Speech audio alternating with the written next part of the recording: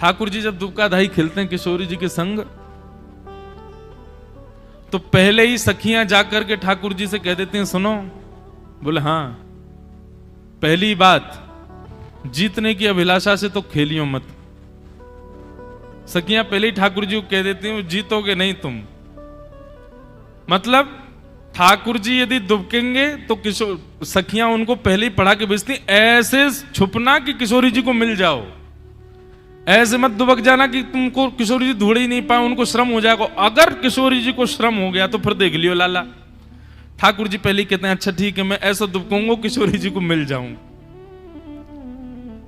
कई बार तो ठाकुर जी जहां किशोरी जी खड़ी खड़ी गिनती करें ना, 1 2 3, वही पेड़ के पीछे ही खड़े आ जाए ताकि इनको मिल जाऊं मैं जल्दी।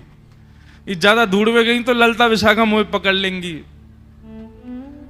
तो पहले ही उनको सिखा देते हैं, बोले ज्यादा दूर मत दुबकियो।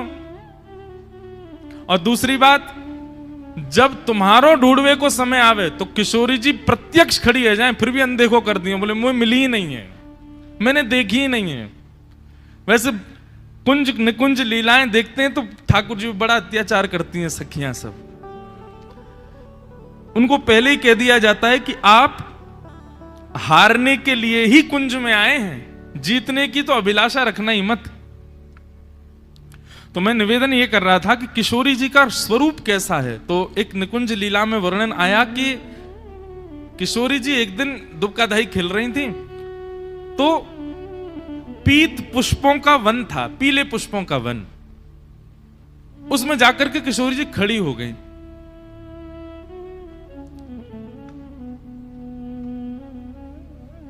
संभवतः उस दिन ठाकुर जी नील वर्ण की पोशाक पहन के आए थे और किशोरी जी पीत वर्ण की पोशाक। तो कई बार क्या होता है कि सूर्य के प्रकाश से जो वस्तु होती है उसका प्रकाश हम पर पड़ता है। जैसे सफेद मार्बल हो और सूर्य का प्रकाश हो तो अनायास आपके ऊपर भी सफेदी आती है। तो सूर्य के प्रकाश से पीत पुष्पों के प्रकाश किशोरी जी पे पड़ने लगा और ऐसा प्रकाश पड़ा कि ठाकुर जी सामने खड़े हैं, फिर भी किशोरी जी उनको दिखी नहीं, वो पुष्प जैसी ही हो गई, उनका वर्ण वैसा ही हो गया।